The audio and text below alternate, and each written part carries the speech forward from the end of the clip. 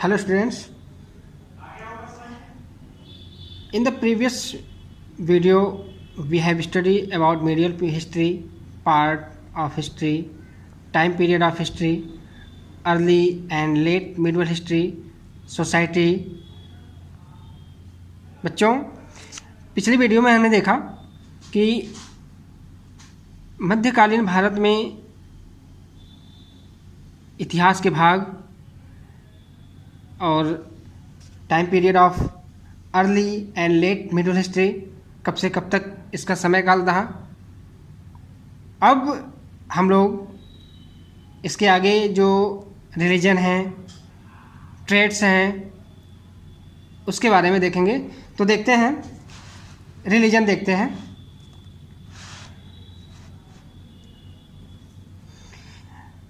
Religion played a very important role in the medieval society. Many new temples were constructed by the rulers. People began worshipped many deities.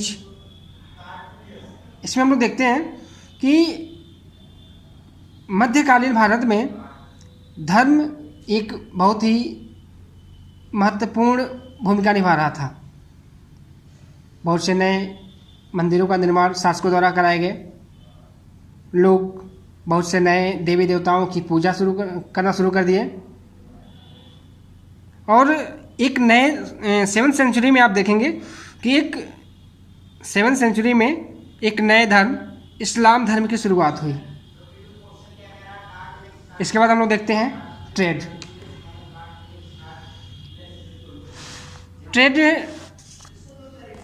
Due to greater interaction of India with other countries, trade flourished. दूसरे देशों के साथ बातचीत के कारण यहाँ पर अन्य देशों के साथ व्यापार का विकास हुआ।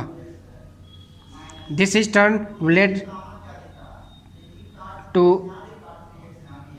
The rise of new towns and cities, जिससे यहाँ पर नए शहरों और नगरों के विकास में सहयोग दिया।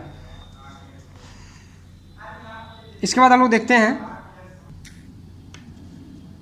अब इसके बाद हम लोग देखेंगे कि मध्यकालीन भारत के जो मुख्य विशेषताएं क्या थी, main features of medieval period. तो इसमें कई पार्ट्स हैं, इसमें देखते हैं हम लोग एक एक करके।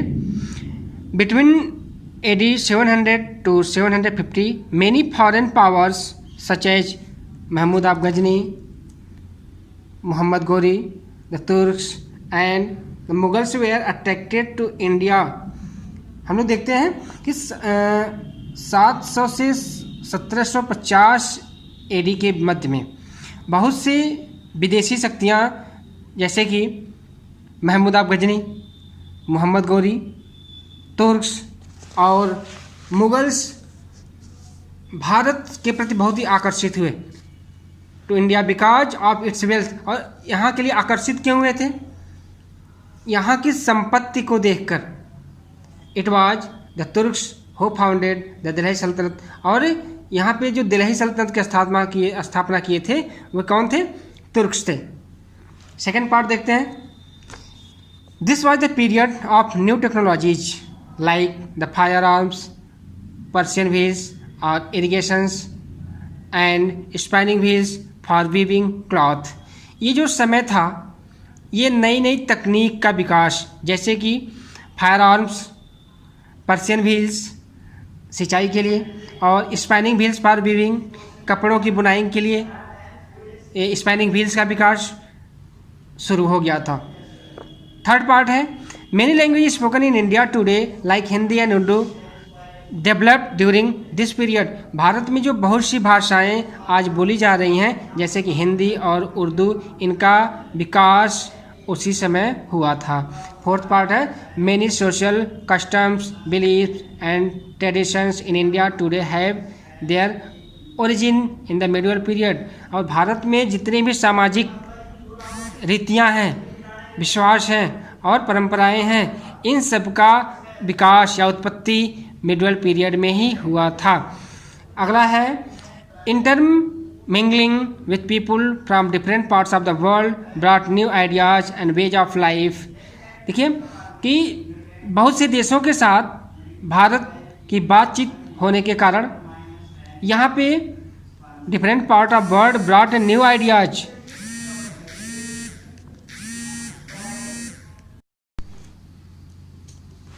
अब आगे हम लोग देखेंगे कि मध्यकालीन भारत के बारे में हमें कहाँ कहाँ से जानकारी मिलती है, सोर्स कौन कौन से हैं।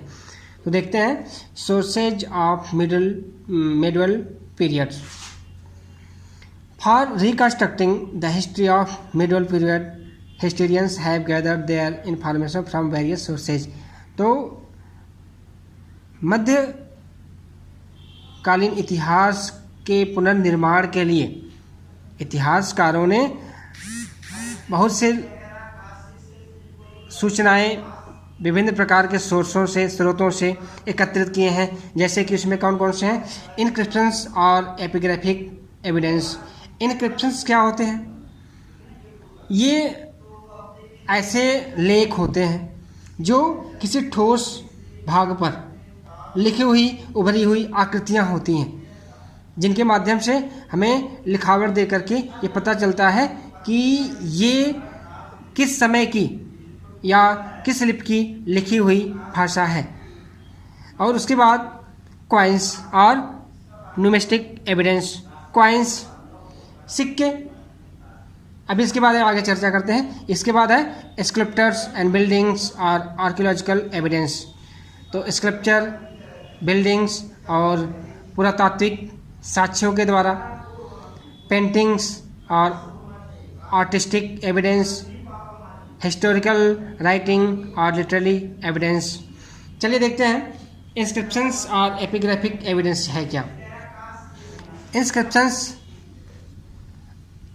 और writing engraved on hard surface like stone, pillars, rocks, on metals like coins or copper plates give us glimpse of the history of the period।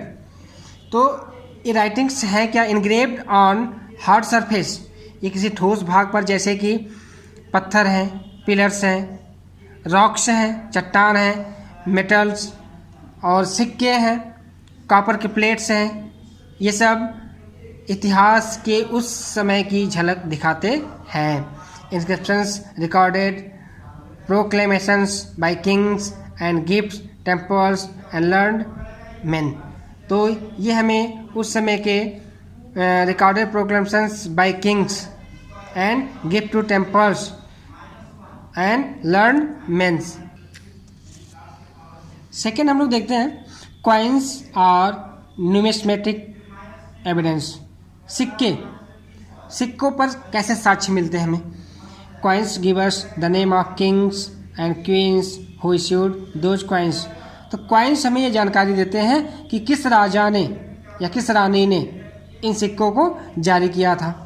They help the historians of verify the dates about the rule of the king. तो ये इतिहासकारों को ये प्रमाणित करने में मदद करते हैं कि उस जिस समय सिक्के जारी हुए हैं उस समय किस राजा का शासन था। The coins of a particular kingdom found in other places help us to know the extent of his kingdom और indicate that the kingdom had trade relations with the place. और जो किसी शासक के सिक्कों को दूसरे राज्यों में पाया जाना या दूसरे स्थान पर पाया जाना, ये दिखाता था कि राजा का जो साम्राज्य था कितना दूर तक फैला था या उसके व्यावसायिक संबंध किन किन स्थानों से जुड़े थे। Coins give us date of important political events. और सिक्कों पर जो डेट्स लगी होती हैं ये इम्पॉर्टेंट पॉलिटिकल इवेंट्स के बारे में जानकारी देते हैं। They also indicate the economic condition of the kingdom. और ये सिक्के उस राज्य के, जिस राज्य में ये सिक्के जारी होते थे उस राज्य की आर्थिक स्थिति के बारे में भी बताते थे। Presence of gold coin in A kingdom indicates prosperity. तो जिन राज्यों में सोने के सिक्के जारी होते थे वे सिक्के दिखाते थे कि वो राज्य बहुत ही समृद्ध राज्य होता था। नेक्स्ट पार्ट जो है स्कल्पचर्स एंड बिल्डिंग्स और आर्कियोलॉजिकल एविडेंस।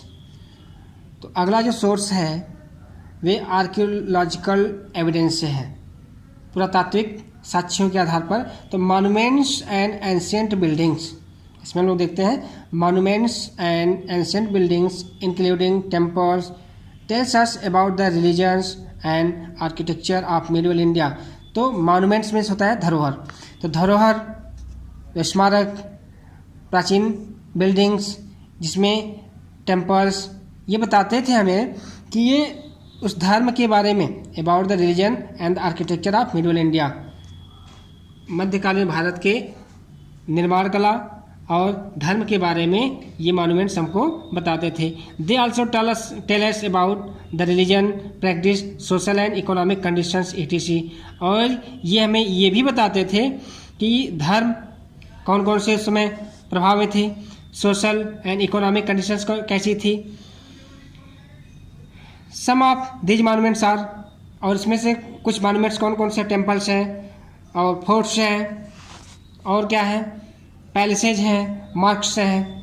अब इसके बाद आते हैं पेंटिंग्स और आर्टिस्टिक एविडेंस। पेंटिंग्स के कौन कौन से साक्ष्य हैं।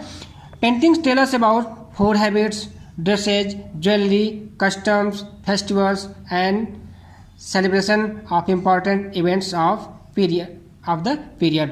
तो पेंटिंग्स हमें बताती थी कि उस समय की जो फूड हैबिट्स क्या थी, ड्रेसेज क्या क्या थे, ज्वेलरी कौन कौन से लोग पहनते थे, कस्टम्स, फेस्टिवल, सेलिब्रेशंस, ये सब कौन कौन से कार्यक्रम या प्रोग्राम उस समय आयोजित होते थे।